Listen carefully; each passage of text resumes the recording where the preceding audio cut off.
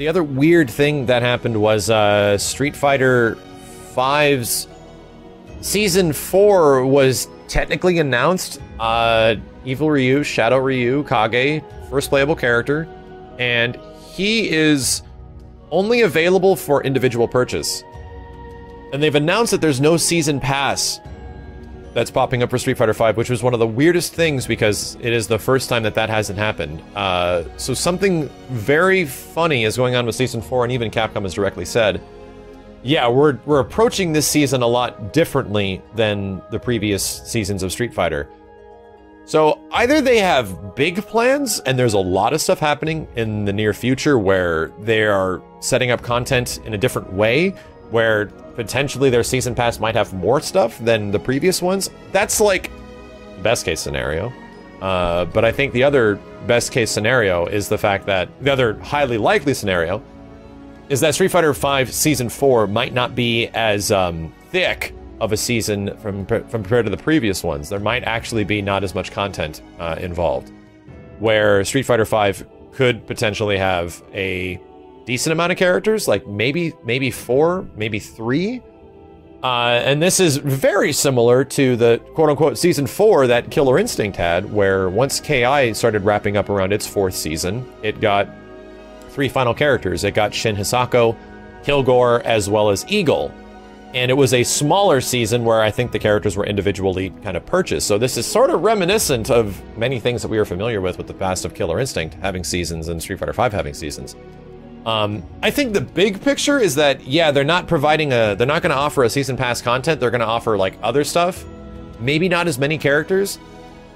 Because it does generally feel like Street Fighter V is sort of ramping down. Especially at the end of Capcom Cup this year, which wasn't as smooth a Capcom Cup as the previous years. I don't think it was bad, and the matches were great, and it was fun as hell to watch. The scale of it was a lot different because there was no PlayStation experience for it to be around. So there's some interesting themes sort of coming together that make me feel like Street Fighter V might be ramping down a little bit. So I don't think I have a problem with that. Mostly because there's already been so many rumors and hints and things coming from Sony and other companies that next generation could be right around the corner. And I think it's a very high likelihood that Street Fighter VI, as it has been rumored to be in development from the prominent leakers, there's nothing to say about it. They're just like, we heard Street Fighter VI is probably being made.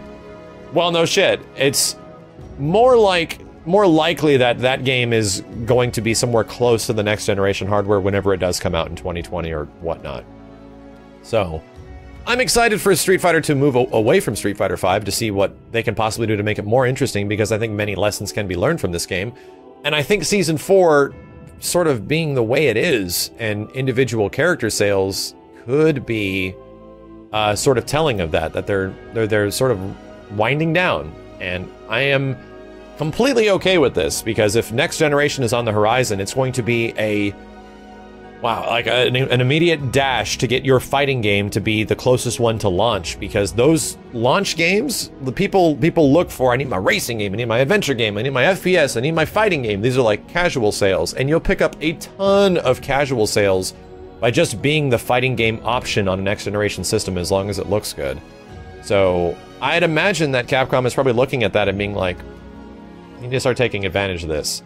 Does it mean that that's happening soon? No, we're probably going to be like a year and a half away from it. Like, it's not going to be anytime soon.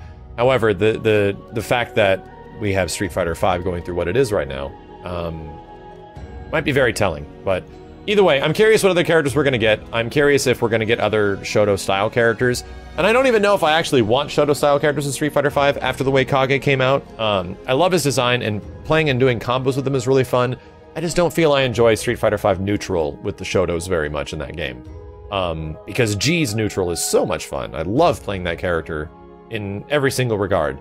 There's a ton of fighting games that are coming out next year, which are really exciting, and there's a ton of stuff that's actually in the future that could be really exciting, and that's because of next gen. Tons of developers are talking about next gen. It's like they're openly talking about we're getting ready for the next generation. Like, every new thread I read about next gen and how like either Sony or Microsoft are teasing it, is a lot of stuff coming from developers that are saying, you know, we can't talk about it right now. So it's like, fuck, dude. I think Capcom could do a fighting game with RE Engine, but I don't think they will because the division that makes fighting games, which is Division 2, they usually use Unreal. That's kind of their forte. They could deviate from that and do, like, you know, MT Framework, which is running Monster Hunter. However, RE Engine is done by Division 1 usually, which is Resident Evil, Devil May Cry. I'm excited for next gen because I know these companies are working on something big. Like, Harada has even talked about, like, a secret project that he's bringing back.